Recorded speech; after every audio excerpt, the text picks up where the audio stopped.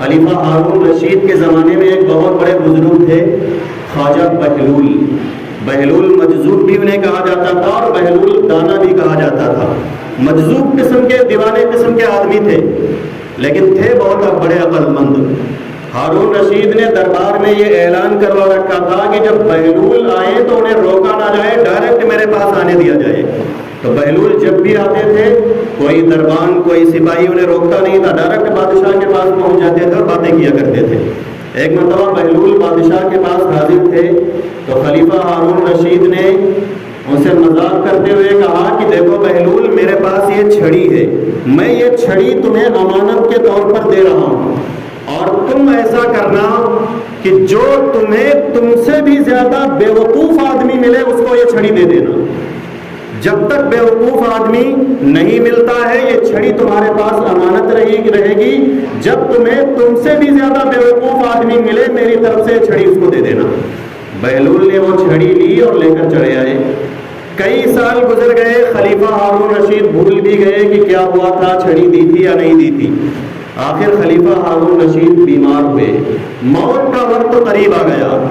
بہلول کو جب پتہ چلا تو وہ عیادت کے لیے آئے۔ خلیفہ کی حالت کو دیکھا تو سمجھ گئے کہ یہ خلیفہ ہارون رشید کا آخری وقت ہے۔ پوچھا کہ بادشاہ سلامت کیا حال ہے؟ خلیفہ ہارون رشید نے کہا کہ بہلول حال کیا پوچھتے ہو، بڑا لمبا سفر درپیش ہے۔ کہنے لگے کہ کہاں کا سفر ہے؟ ہارون رشید نے کہا کہ آخرت کا سفر درپیش ہے۔ کہا اچھا آخرت کا سفر ہے تو واپسی کب ہوگی؟ ہارون رشید نے کہا کہ ارے بہلول کیا بات کر رہے ہو، آخرت کے سفر سے بھی واپسی ہوتی ہے، وہاں جا کر کوئی واپس نہیں آتا ہے۔ بہلول نے کہا کہ اچھا اتنا بڑا سفر ہے اور وہاں سے واپسی بھی نہیں ہونی ہے، تو بتائیے اس کے لیے کیا کیا سامان آپ نے تیار کیا ہے، کتنی فوج آپ نے آگے بھیجی ہے اور کتنا لشکر اپنے ساتھ لے جا رہے ہیں؟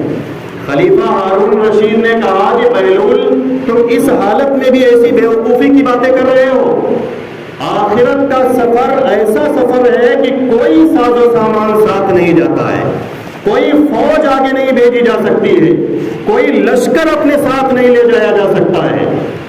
بہلول نے جب یہ سنا تو وہ چھڑی اپنے پاس سے نکالی اور خلیفہ ہارون رشید کو دے دی۔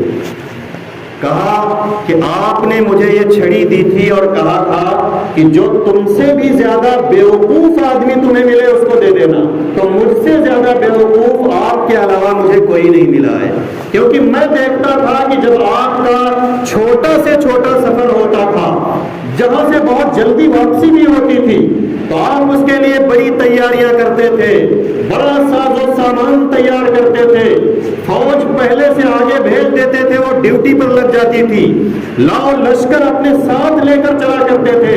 لیکن آپ کو اتنا بڑا سفر درپیش ہے جہاں سے واپس بھی نہیں آنا ہے، تو اس کے لیے کوئی تیاری نہیں ہے، کوئی ساز و سامان آپ کے پاس نہیں ہے، تو مجھ سے زیادہ بیوقوف آدمی مجھ کو میرے آپ کے علاوہ کوئی نہیں ملا ہے، مجھ سے زیادہ بیوقوف بس آپ ہی ہیں۔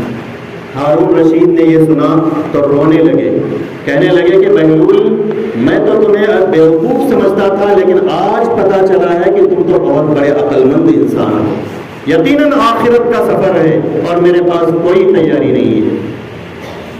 تو یہ تو ہارون رشید تھے جو اتنے بڑے بادشاہ اور اتنے بڑے دنیا دار ہونے کے باوجود ہم میں سے نیک انسان سے بھی زیادہ دیندار تھے۔ وہ تو بیوقوف نہیں تھے۔